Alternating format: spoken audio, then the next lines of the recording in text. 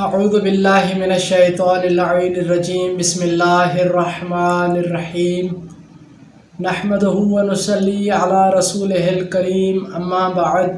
قال اللہ تبارک و تعالی فی القرآن المجید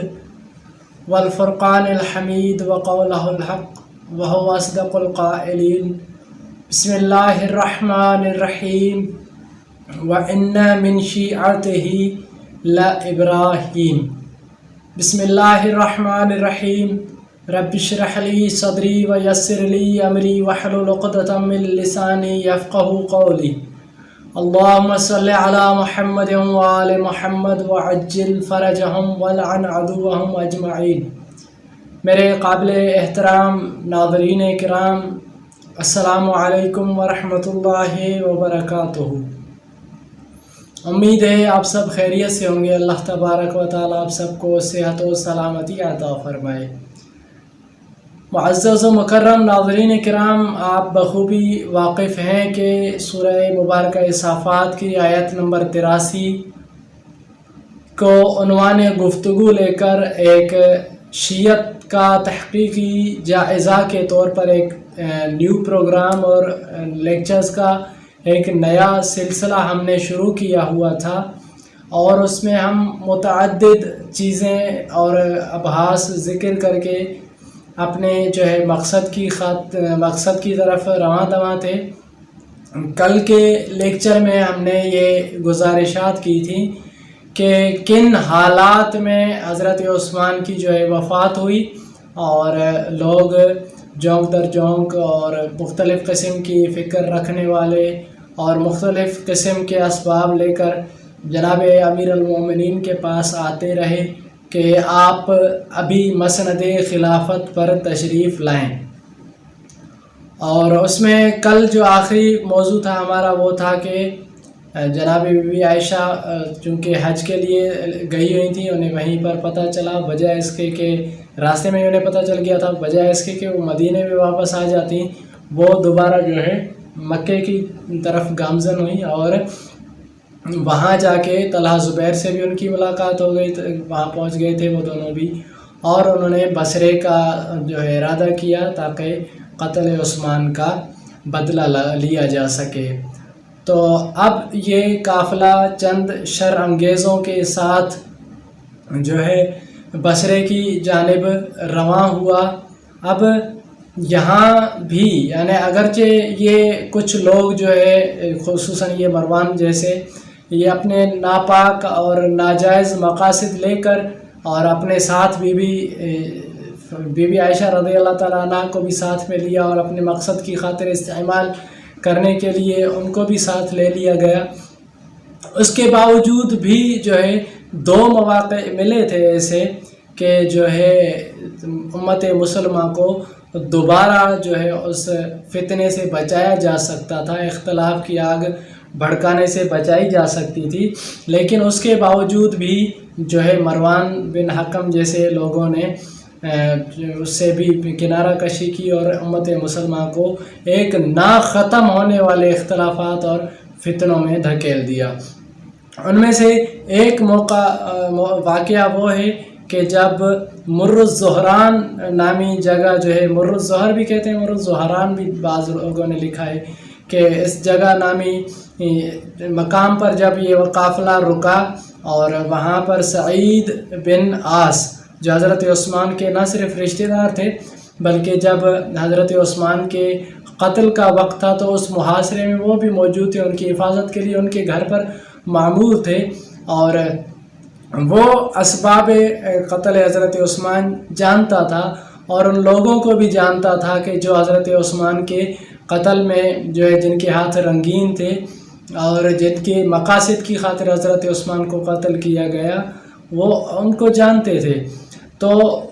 ان لوگوں کو جناب سعید بن عاص نے روکا، اور اس مقام پر جو جناب سعید بن العاص کے الفاظ تھے وہ ملاحظہ فرمائیں کہ انہوں نے مخاطب ہو کر لوگوں کے ساتھ کہا کہ اے لوگو، تمہارا دعویٰ ہے کہ تم لوگ حضرت عثمان کے خون کے انتقام کے لیے نکلے ہو، اگر تم لوگ یہی چاہتے ہو تو قاتلین عثمان انہی سواریوں کے آگے پیچھے ہیں، لہٰذا اپنی تلواروں سے ان پر ٹوٹ پڑو، ورنہ اپنے اپنے گھر واپس جاؤ اور مخلوق کی رضامندی کی خاطر اپنے آپ کو قتل نہ کرو، لوگ قیامت میں تمہارے کچھ کام نہ آ سکیں گے۔ طبقات ابن سعد جلد نمبر 3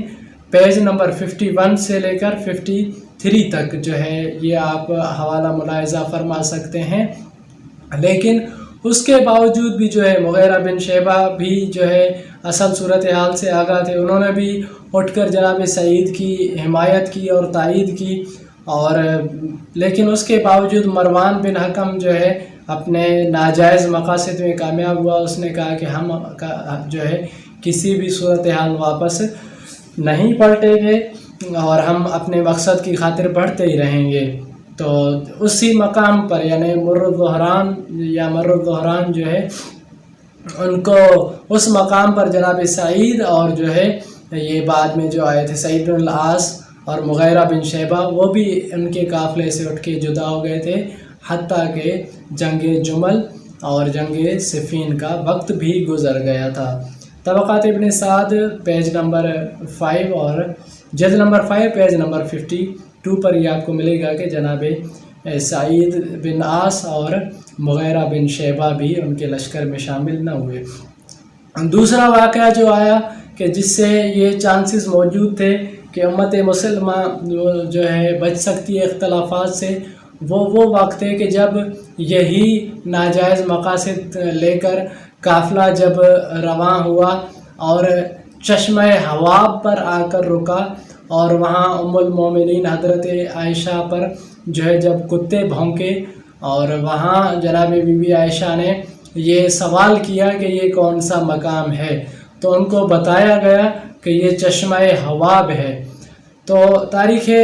طبری کے یہ الفاظ ہیں کہ جب ام المومنین کو یہ معلوم ہوا کہ یہ چشمہ حواب ہے، تو یہ سن کر حضرت عائشہ نے پڑھا انا للہ و انا الیہ راجعون۔ اس کے بعد بذات خود جناب بی بی عائشہ نے جو ہے واپس جانے کا ارادہ کیا، لیکن ان کو بھی جو ہے ام المومنین کو مروان جیسے ملعون شخص بدبخت شخص نے جو ہے واپس نہ جانے دیا اور اپنے ناجائز مقاصد کی خاطر استعمال کرنے لگا۔ تو پھر ان سے پوچھا گیا جناب بی بی عائشہ سے کیا وجہ ہے آپ لوگ جو ہے واپس ہونا چاہتے ہیں، تو جناب بی بی عائشہ نے ارشاد فرمایا کہ ام المومنین نے فرمایا ایک مرتبہ آن حضرت کے پاس بیویاں بیٹھی ہیں تو آپ نے ارشاد فرمایا کاش مجھے معلوم ہو جاتا کہ تم میں سے کس کو دیکھ کر حواب کے کتے بھونکیں گے۔ یہ کہہ کر حضرت عائشہ نے ان کی گردن پر ہاتھ مارا اور اس کو وہیں پر بٹھا دیا، اور وہیں پر جو ہے انہوں نے اس پورے قافلے نے ایک دن اور رات وہاں تقسیم کی۔ یہ بھی تاریخ جو ہے آپ کو مل جائے گا، تاریخ اسلام جلد نمبر 1 صفحہ نمبر 390، اور مؤلف ہیں ان کے اکبر شاہ خان نجیب آبادی اور نفیس اکیڈمی کراچی سے بھی یہ جو ہے نا شائع کردہ ہے۔ تو اس کے باوجود جو ہے بی بی عائشہ کو اپنے مقاصد کی خاطر استعمال کیا گیا، اور مروان بن حکم جو اپنے ناجائز مقاصد لے کر جو ہے چلا تھا، تو یہ قافلہ آ کر بالآخر بصرے میں ہی رکا۔ پھر دیکھیں کیا حالات و واقعات جو ہے واقع ہوئے، وہ ہم آئندہ لیکچرز میں بیان کریں گے۔ تو آج اسی پر اکتفا کرتے ہوئے